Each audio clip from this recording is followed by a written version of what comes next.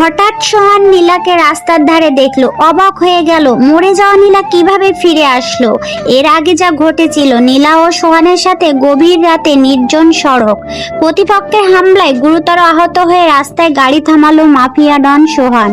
ঠিক তখনই সিএনজি করে বাড়ি ফিরছিল সাধারণ ঘরের মেয়ে নীলা। গোলাগুলি শব্দ শুনে ভয়ে পালিয়ে যাচ্ছিল নীলা। রক্তাক্ত সোহান বাঁচার জন্য নীলাকে জাপড়ে ধরে কিস করতে থাকে, যেন শত্রুপক্ষ তাদের চিনতে না পারে। নীলা বলল, আমাকে ছাড়ুন। এই বলে নীলা রাগে একটা চড় মেরে দিল। শত্রুরা সোহানকে চিনতে না পেরে চলে গেল। নীলা বলল, ও মাই গড, আপনি তো রক্তে ভেসে যাচ্ছেন, হাতে গুলি লেগেছে, উঠুন, হাসপাতালে যেতে হবে।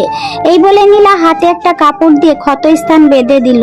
সোহান বলল, আমি হসপিটালে যাব না। তারপর নীলা চলে যেতে চাইলে সোহান তাকে জড়িয়ে ধরে আবার কিস করলো। সোহান বলল, আমি বাঁচলে তুমি আমার হবে, আর মরে গেলে তাহলে তোমার নিস্তার নেই। নীলা বলল, পাগল নাকি আপনি? এই অবস্থায় বাজে কথা বলছেন? চুপচাপ বসুন, আমি রক্ত বন্ধ করার ব্যবস্থা করছি। সোহান বলল, গুলির আঘাত পাওয়া মাফিয়াকে দেখেও যে ভয় পায় না, তাকেই তো আমার চাই। তার লোকদেরকে নীলার খোঁজ নিতে বলল। সোহান সুস্থ হতেই তার বোন নীলাদের বাড়িতে এসে নীলাকে অপমান করতে লাগলো। সোহানের বোন বলল, এই যে মেয়ে, এই ব্যাগে 20 লাখ টাকা আছে, এটা নাও, আর আমার ভাই সোহানের জীবন থেকে দূরে থাকো। তোদের মতো মেয়েরা টাকার লোভে বড়লোক ছেলেদের পিছনে ঘুরিস। নীলা বলল, মুখ সামলে কথা বলুন। আমি আপনার ভাইকে রাস্তায় বাঁচিয়েছিলাম মানবিকতার খাতিরে। আপনার নোংরা টাকা আপনার কাছেই রাখুন। সোহানের বোন বলল, এত বড় সাহস, তুই আমার দিকে আঙুল তুলে কথা বলিস? নীলা বলল, শুধু আঙুল তুলে নয়, চড় মেরেও বলছি। আপনার ভাই গুন্ডা হতে পারে, কিন্তু আমি আমার আত্মসম্মান বিক্রি করি না। ভিতর থেকে সোহান পুরো দৃশ্য দেখে সোহান রেগে যাওয়ার বদলে মুগ্ধতায় হেসে উঠল। নীলাকে নিজের করতে সোহান সোজা চলে যায় তার বাড়িতে। নীলার বাবা একজন সৎ পুলিশ অফিসার। নীলার বাবা বলল, সোহান, তুই একটা চিহ্নিত অপরাধী, আমার বাড়িতে ঢোকার সাহস কিভাবে পেলি? এখনই বের হ, নয়তো গুলি করব। সোহান বলল, শ্বশুরমশাই, রাগ কমান, আমি আপনার মেয়ে নীলাকে বিয়ের প্রস্তাব দিতে এসেছি। নীলার বাবা বলল, অসম্ভব, একজন পুলিশ অফিসার কখনোই তার মেয়েকে মাফিয়ার হাতে তুলে দেবে না।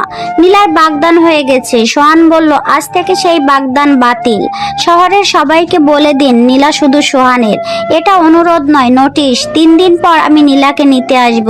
এদিকে নীলার বাবা সোহানের হাত থেকে বাঁচার জন্য দ্রুত নীলার বিয়ের ব্যবস্থা করে তার বাগদত্তার সাথে। কিন্তু সোহান খবর পেয়ে সেখানে এসে তার বাবাকে মিথ্যা মামলায় অ্যারেস্ট করায় নীলাকে বিয়েতে বাধ্য করতে। নীলা কান্না করতে করতে সোহানের কাছে ছুটে যায়। নীলা বলল, তুমি এত নিচু কাজ করতে পারলে? আমার বাবাকে মিথ্যা মামলায় ধরালে?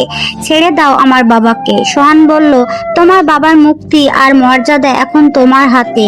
কাজী ডেকে এনেছি, সই করো আর বাবাকে বাড়ি নিয়ে যাও। নীলা বলল, আমি সই করছি, কিন্তু মনে রেখো সোহান, জোর করে শরীর পাওয়া যায়, মন নয়। আমি তোমাকে আজীবন ঘৃণা করব। সোহান বলল, সেই সুযোগটাও তোমাকে দিলাম, আমার পাশে থেকেই না হয় ঘৃণা করবে। বিয়ে শেষ করে যখন নীলাকে নিয়ে বাড়ির উদ্দেশ্যে যাচ্ছিল, তখন সোহান এর বোন গাড়ি অ্যাক্সিডেন্ট করায়। নীলা পড়ে গিয়ে মাথায় প্রচন্ড আঘাত পায়। এদিকে নীলার বাগদত্তা কৌশল করে গাড়ির ভিতর থেকে নীলাকে বের করে নিয়ে গাড়িটাকে আগুন ধরিয়ে দেয়। সোহান ভাবে নীলা হয়তো গাড়ির ভিতরেই পুড়ে মারা গেছে। প্রচুর কান্নাকাটি করে। সোহান আগুনে ঝাঁপ দিতে চায়। নীলার ছবি দেয়ালে টাঙিয়ে দেয়। এদিকে নীলার মা বাবাও ভেঙে পড়ে। হঠাৎ করে নীলা বাড়িতে ফিরে আসে। তার বাবা মা অবাক হয়ে যায় এবং পুরো ঘটনাটা বাবা মাকে বলে। একদিন হঠাৎ সোহান নীলাকে রাস্তায় হাঁটতে দেখে ফেলে। এরপর কি হতে চলেছে? সোহান নীলাকে খুঁজে কি পাবে?